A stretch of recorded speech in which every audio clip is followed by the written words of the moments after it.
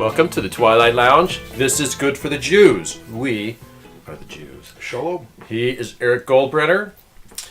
I am Larry Rosen, and I made a horrific and tragic decision on Saturday. What'd you do? Well, it was a beautiful day. You remember that? Saturday, it was a lovely day. So, my child was going somewhere, I don't even remember where, but Sandra Bullock and I decided we would go to Off the Grid in the Presidio. You know it? Yeah. So far, it sounds like a good It move. is a fabulous event. Yeah. Plus, I wanted to get 20,000 steps in because I didn't work out all weekend. Okay, so you're going to kill two birds with one stone. Right. Okay. So we take off from the house. I'm wearing my slick little blue jacket that I just got, a little windbreaker, perfect setup, shorts. I'm all ready for this beautiful 65-degree, brilliantly sunny weather. What have I forgotten? You live in San Francisco. Nope. Oh, what? See, you wouldn't know yet, but you may someday. You forgot a hat. Yes. You forgot. Oh, and it was hot. It wasn't that it was hot. It was shiny. It was shining on the top of your head. That's where you're supposed to wear a yarmulke. Yarmulke's good for the Jews. Well, at this point... head protection 101. At this point in my life, it wouldn't be enough. Really? I would just end up with a circle. Yeah, you need the full-on... I would need a full-on, full cap. Like one of those hippie ones, Yeah, well... Is that who wears those ones? They look I'd like... It probably almost go looks with like the a Jackie O sunburned pillbox hat. Yeah, I know what you're talking about. Only in hippie colors, like Bob Marley, if he were Jewish, Exactly. would have worn that Right. over his dreadlocks. Anyways, so here's the problem, and I tell you this because I'm a little ahead of the game as far as hair loss goes compared to my peers. Well, maybe non-Jewish peers. Yeah, that's true. There are a lot of Jews my age who are also similarly shorn of all follicles on their head, mind you. It's not that you lose your hair. No, it just migrates It just down your back. redistributes. That's right. All over your body. Anyways. Speaking of which, this is probably an appropriate moment to make a shout out to Kimmel. Okay, continue. Actually, let's digress for a moment. I do want to give a shout out to Kimmel and my mom and Mark Samuelson, who not only I know listen, but offer feedback. Offer feedback? Yeah. Kimmel's feedback this week, and I don't think you ever listened. Kimmel said, hey, you changed the music. To Kimmel.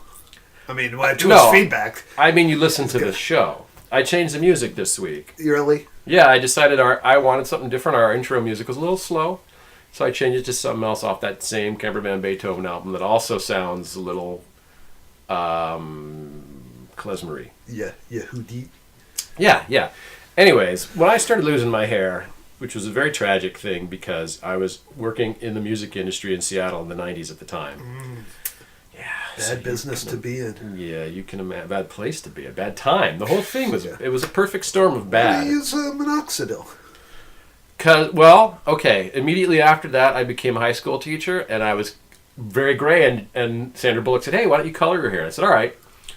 And then they said, hey, you're losing your hair. And I went, you know what, I already lie about it. It's like, forget about it. I'm done with this. Well, you should have stuck with what your wife said. Well, yeah, so I did. Except for the coloring the hair part. I stopped. It doesn't really matter anymore because there's no hair to color.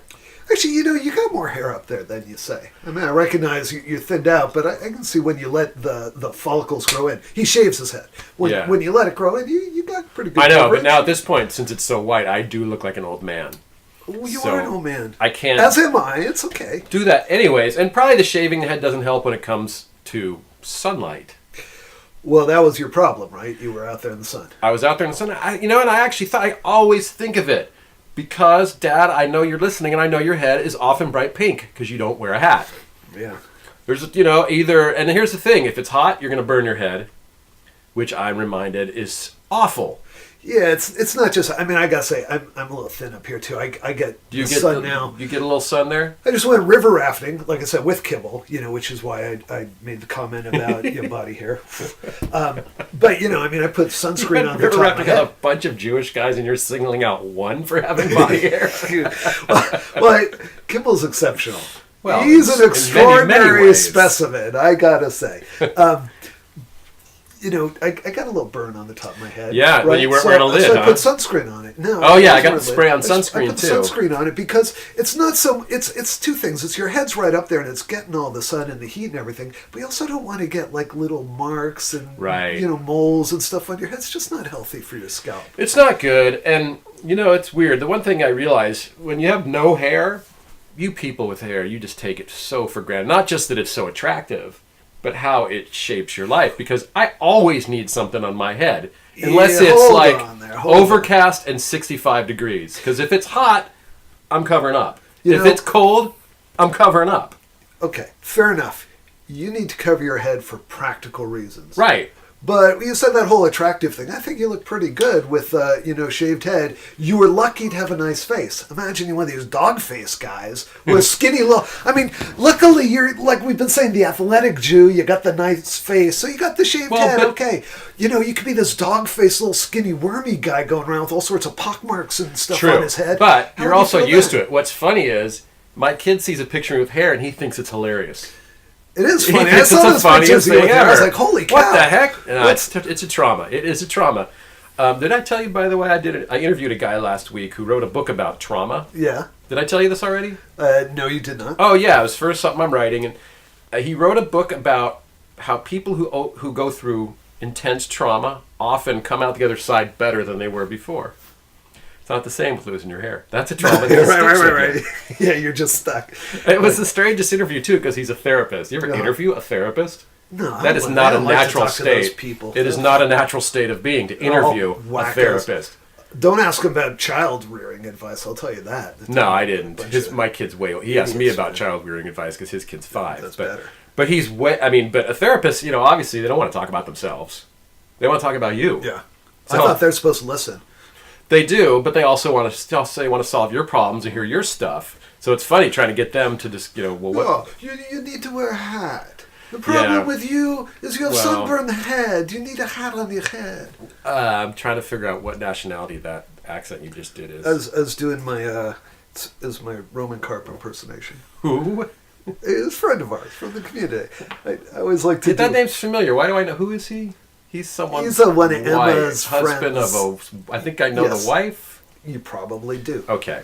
Yeah. Very interesting. Great guy. To my mom, who was listening, and to Mark Samuelson, who was listening. Yeah, one of the best guys out there. Maybe Kimmel, who was listening. Anyways, let me just say, I would say sunburning your head is probably a little bit like what happens the first time you go to a nudist colony.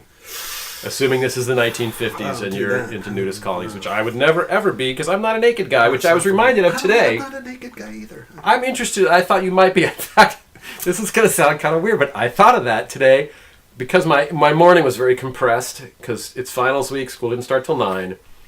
You wanted to start this a little early. So I went to the gym and I'm like, well, I'm going to take a shower at the gym and just come straight over, right? Right. I hate taking a shower at the gym for a number of reasons, not the least of which is you finish working out, 30 seconds later you get in the shower, you get in the shower, you're still sweating. Yeah, that's gross when you're sweating. It's totally gross. So I went to a gym I don't normally go to, so I don't know the ropes really. I go in there, I get all set, I put my towel on because I'm not a naked guy, I do not want to parade around naked. Go in the shower, lose the towel, turn around, every other guy is wearing a bathing suit.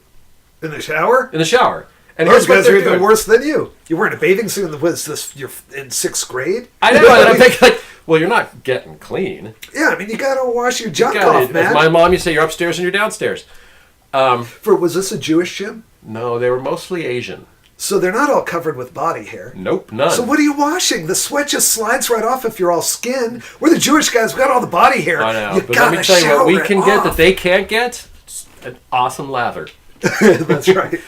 But what's funny though, so I don't want to look right. I'm facing toward the, and that's funny because I'm gonna ask Eric if he's a naked guy because I bet he is a naked guy. Nah, I don't like to be naked. My wife's a nudist. Yeah, I swear to God, she has never drawn the blinds in all the 30 years I've known her. Really? Oh man, she's paraded naked in so many picture windows. It's ridiculous. I'm surprised our neighbor doesn't have a webcam. I mean, I kind of wish the therapist I interviewed last week was here to give his opinion of that. But. Yeah, well, his opinion would be, you're lucky. Keep your mouth shut. Wife's foxy. Just let her. If she wants to be naked, let her be naked. I'm not a naked guy. I'm surprised you're not naked. These other guys were less naked, but... that's good to know, because I think Japanese guys specifically... Are naked guys? I think they got that whole hot bath thing. Oh, that sounds nice. Anyways, I glanced around at one point, and you know what these guys were doing when it came time to take care of that? They were pulling down the shorts, washing up, polishing, shorts back up. They're modest. Then, see, and I'm thinking, well, great, so now you're going to carry a pair of clammy, wet shorts around in your gym bag. That's bad enough I have... Not only that, you've rinsed off all your residue sitting in the shorts. Right. That's gross. Right, then you put them... Yeah, so, yeah, I just thought it was ridiculous, and... I really was not happy. I don't like taking the shower at the gym. I did this for you. And of course, I thought... You smell good. I had everything all laid... Well, yeah, because you use a little special body wash. Right, that's nice. Which, again, if you're bald, is great. You just go all the way around. Uh-huh. And since I haven't cut my hair in about 4 days, I actually got a little lather up there, which is unusual. Usually I don't get any lather. Can we see what's going on up there? Yeah, see, it's all red. Yeah, no, you're not. You don't have a shine. Okay. No, I'm not shiny yet. That's true. I'm not at the point yet where I'm shiny. But I'll tell you what. That's when you have the shine, man. You've hurt yourself. You've hurt your skin. Really. Well, I think when you have a shine, you just don't have any follicles up there anymore. No, you can get on your nose, your cheekbones. Oh, that's true. And that's just a good red, like a good ruddy. Yeah, that's okay. But when you start to reflect light when you're high gloss, you've really burnt yourself badly. I prefer to stay matte. Yeah, matte is really where you want to be with the but I didn't realize at all. It was a wonderful day. We got our 20,000, we walked all over the city. We saw not one but 2 Indian weddings with the horse and the people and the stuff. Oh, wow, really? White people the dudes in saris. Like wearing the underpants? Or were they... We were far away, so I know he was on the horse, not her. I don't know how that works. Does she walk alongside the horse? I don't know. I don't know. We walked on the water, and we walked... And that Presidio thing is awesome. There's all millions of kinds of food you can eat. And everyone except us is 25 years old. And right. Did they have a band? No, they just had music piped in. Because I was there once with the kids, and they had this duo, the Furious Few. These 2 guys, and they're rocking out. And Segunda's all of like 11 years old, and she was with their little 10-year-old friend, and they were just rocking out. They got the autograph of the band afterwards. Furious Few. They're a big handlebar mustache band. It bothers me that there's 2 and they're referring to themselves as a few. You're a words guy. I am a words guy. But hey, man, that's subversive. It's very subversive. If we are nothing else in San Francisco, we are so subversive. They're saying, we already know you're too old and we're too loud. How else can we stick it to you, we don't need to adhere to your grammatical rules, man. I got more hair on my upper lip than you got on your whole head, Jew boy. You naked but Jew, if we're talking hairy back. If you want follicles. Anyway, so you don't know, you have a great day, you come home, that night you're watching TV and you go to scratch your head. Oh, boy. And it's probably itchy up there because not yet, but it will be. It was just pain. Put some lotion on. You don't want to start like scaling and flaking. I mean, you don't want to. I might eventually. Yeah, not yet. The way you have to look at it is you've got a big face. Yeah, well, when I get to the point, eventually you know what I'm going to get. When I'm an old man, I'm going to get gigantic, super magnifying glasses. Yeah, those old Jewish guy glasses. And if you're not careful, you'll get boobs too. No, I don't think I will. Well, you do like 50 push-ups a day? I know guys our age who already have them. So do I.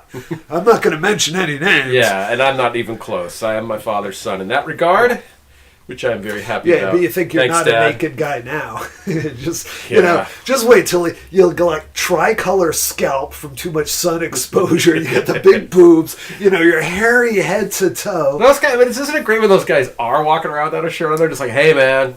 Here it is. That's because they're from a different era. I know. They're from when Jews were tough. Well, maybe from when Jews had their own health clubs, Ah, when they would go take a schwitz? Right, they take a schwitz. They're together. I don't understand what the health advantages of a schwitz are. You're just sitting there sweating, right? Yeah, when you got that big old pot belly, you try to sweat some of it off. That was my grandpa. That was his style. Him and all his friends, got the big pot belly. I put a schwitz just below. My mom and I were talking about all the various... That little thing has nothing to do with anything. Oh, sorry, computer technical thing. My mom and I were just talking about all the various health equipment that she's had over the years, and one was that thing where you'd stand there and it was a belt that would go around your middle, and you would turn on it. Right. That's got to be just a little bit above a schwitz. Yeah, what the hell is that? You stand there and the thing vibrates. Vibrate the fat off of you. Works for me. If you can get a workout just standing there, I'm into it. I'll go to the gym for that. I have devoted a lot of my life to trying to remain physically fit, and I can tell you there is no workout that isn't painful and doesn't suck. Really? If it's not painful and doesn't suck, you're not getting anything. Well, I'll just skip it all, thank you. That might be a good idea. You said something back there that was interesting. I just had a thought about this, that the Asian guys at the gym were in their swim trunks. You're not a naked guy, they're not a naked guy. They're in the shower in their swim trunks. It makes me think maybe this is why there's such a low incident of Asian people in jail. Because they wear shorts in the shower? They don't want to be naked in the shower. Oh, they want to stay out of jail because they don't want to go. So stay out of it, but does it add up because they joined the army? Right. Do you have to be naked like when you take a shower? I think you have to be naked beyond belief in the army. Like Really? I think in the army you have to poo without walls around you. Are you kidding? I think you just stand there in a big line of stuff, and that's it. And I think you're Wow. constantly naked. That's why they turn those guys into killers, man. Well, It's like, once you do that, I guess there's really no other bridges to cross. And yes, you do have to. Fornication. We had to do in college. We had group showers like that. Really? Like, there's just a room with shower heads in there, and yeah, it Where'd took. you go to college? Like Camp. Camp Lejeune University. Yeah. No, it was a Catholic school, as you may know, and it was one of the dorms. Just one of the dorms had that, and after a while, we not only got used to it, we actually used to go in there and turn all the showers on and take lawn chairs and just sit in there for about an hour. Yeah, it was actually kind of relaxing, but also a little uncomfortable after a while. It's interesting. Not a whole lot to hide. Yeah. Well, after last week's brilliant show. Were we brilliant? It was a great show, man. Good. It was really good. I just listened to it yesterday as I was putting it together for our listener. And I decided I was so... For a listener. Nothing gets by me. I was so prepared last week, but I don't want to make a habit of bringing in the local Jewish newspaper and just... No, God forbid we should be topical. We shouldn't say anything that's relevant to Well, that was one thing Heaven that forbid. the guy I was interviewing, he was giving me ideas about my book. He's like, hey, have you talked to the people at the J yet? I went, well, fortunately, unless my mom tells him about the podcast I just recorded. After doing an hour and a half of slamming on how their rag is so boring and they hire nothing but idiots to write crap that's suitable for 85 plus. Yeah, so I don't know if that's really a good option, but no, I don't know. Hey, did you hear about what's going on at UCLA right now? I've written this down. This is not my topic for this week, but did you hear about that? I am aware of some, they had the boycott, divestment, sanctions vote. It gets better. Yeah, tell us. And I don't mean this in a Dan Savage, I just found out I'm gay sort of way. It gets better in that, more ridiculous, student government elections, the Justice for Palestine people have demanded that people running sign a pledge saying they will never accept a free trip to Israel. Right. They want to punish the two that already have. Right. Which are the two Jews who probably went on birthright or something like that. Right. Yeah. Right. Yeah. So, is this thinly veiled, institutionalized anti-Semitism? Yeah. I don't think it's veiled at all. Can they get away with it? I mean, it's a state university. Therefore, it's an extension of the government. Therefore, the students are protected. Wouldn't it be funny if there was a list of anyone running for office, a list of countries you could not have gone to? Well, there is. There is? Can't go to Cuba. Can't go to Iran. Oh, can't that's go to true. North Cuba. Korea. Well, maybe you can. You can go to those places. Well, I'm just saying they're taboo places. And speaking of Iran, I did want to talk about someone this week. You're jumping all over the place. I am, because I have notes. I don't have a highlighter. Are we supposed to discuss the stuff in your notes, or are you just going to read off your whole notes? We are discussing the stuff in my notes. All right, go for it, baby. I wrote down a bunch of stuff this week, and then I thought, here's a really obvious one that I think we might be able to talk about. I don't know. It might turn my mom off, though. Sorry, Mom. Cover your ears. She got past the hairy flesh part. Well, because, it's their DNA. Yeah, but still, I'd be repulsed at that point. Too. Well, I'm not more repulsed than I am. What's on National Public Radio? Make myself a hairless... You and your weird friend have gone too far. White guy. No. I think maybe the second part, but never the first part. Okay. They would not be listening to NPR. Here it is. Good or bad for the Jews as we approach an election season? Hillary Clinton. Ooh, that's a tough one. That is a tough one. And first, let me preface this by saying, I'm sorry, Mom. I'm kind of a fan. I admire Hillary Clinton. I admire her. I admire her, but I think she's one of those hippie types that we're always railing against. When I say hippie type, we're in our 9th episode here. Let's just be clear. Yes, this is episode 9. And by the way, we should do something fun for episode 10. I don't know what yet, but we should do something to mark episode 10. Yeah. Maybe we'll, drink soft drinks instead of water. That'd be crazy. Yeah, well, then you'd have to go run around the block a few times. Run you on Urbano Circle 2-3 laps. I could drink Coke Zero. Yeah, you could do my time like I was a racehorse. Yeah, that'd be good. When I say like all this hippie, anti-hippie define. stuff I've been railing against, it's really the notion of what is politically correct. It's the idea that there is a liberal doctrine that you must subscribe to, and if you don't subscribe to this liberal doctrine, make no mistake about it, you will be isolated, ostracized, and demeaned by the people who do subscribe to that doctrine. Definitely. That's what I'm It's not enough for you to say, okay, that's fine, you can believe that. Right. You have to also believe it. Yeah, and if you don't believe it, you're wrong. You're wrong. You're not only wrong, you're bad. You're bad. You're a bad guy. And I fear that Hillary Clinton is like that. I really think, where I felt like Bill Clinton was a very, I don't know him, I just know they're public personas, but I felt like Bill Clinton was a very open-minded thinking person, and I see Hillary Clinton as being much more dogmatic and doctrinaire. Well, so far, she's done a few things that have been good for the Jews. Yes, but she's also done some things that were good for the Palestinians, which can't be good for both. It's like No, wait a minute. Do you let's explore that a little bit. Do you think it can't be good for both? Yeah, it could be good for both. Sure, it could be what could be good for both? Are you too state? I used to be, but I no longer am. How come? Because I don't believe that the Palestinians want to live in peace with Israel. I think the Arabs and the Palestinians have cultivated this whole, doctrine of the only way to liberate themselves and redeem themselves is to destroy, not get rid of the Jews, to defeat Zionism. Right. I think that they'll say, here's how we could be happy. If you were to eliminate Zionism from the Middle East, which means eliminate the state of Israel in its current form, have a complete regime change, a new state with a new constitution. Which would ultimately become another Egypt or Iran or something like that, right? Well, that's the second thing. Okay, that's the second thing. That's a practical matter. I'm just talking about the first thing. I want to be real clear. I'm a Zionist. Right. And I want there to be a Jewish state of Israel. And I don't think that state needs to be exclusively Jewish or practice racial discrimination or anything like that.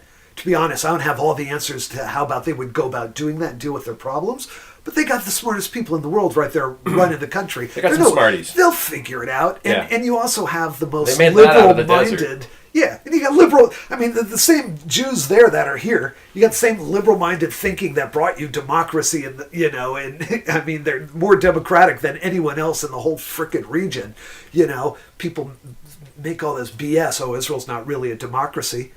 The hell they're not. Egypt's not a democracy. Yeah, Lebanon's not a democracy. So why is it not a democracy? Because they're saying, how can it be a democracy when you've got what's virtually apartheid, where the Palestinians living in the West Bank can't participate in the affairs of government and the Israeli Arabs don't participate and they're second-class citizens?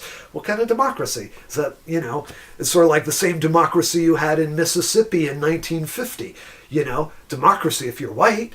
That's in Israel. Yeah. Democracy if you're Jewish, but if you're a Palestinian Arab, there's no democracy. I say that's BS. Okay. For the first thing, but I don't want to digress too far. We're really asking the question: is Hillary Clinton good for the Jews? I think Hillary Clinton is prone to move the Democratic Party in the same direction that Jimmy Carter wants it to go, and that Kerry has been going, and President Obama, in that they want to tilt away from Israel. I think they see Israel as being a strategic liability, and they believe they could curry favor with the Arabs by making Israel take a hit. And I think she's shown in her career enough friendliness towards the towards the Palestinians that I'm not really confident that she is a wise leader and understands that region. That's interesting because I don't know anything, but always my sense has been that she was stronger with Israel than the people you just named.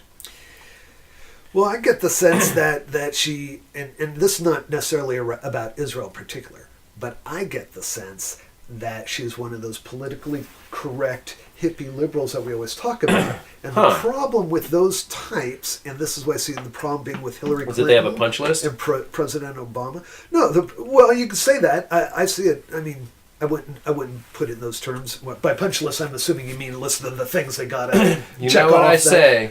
Orthodoxy disguised as progressivism. It's That's orthodoxy. Right. That's the part that bothers me.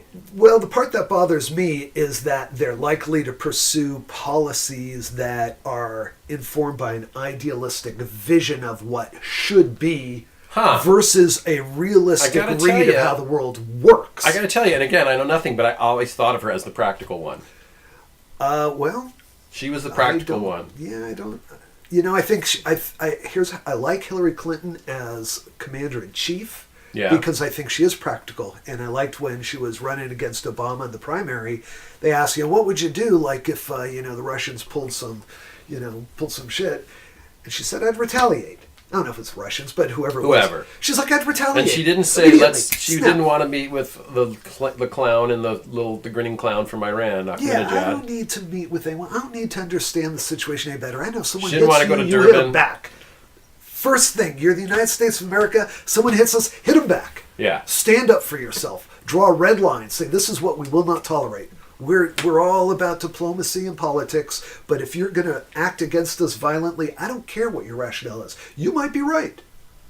We might be the world's biggest bullies.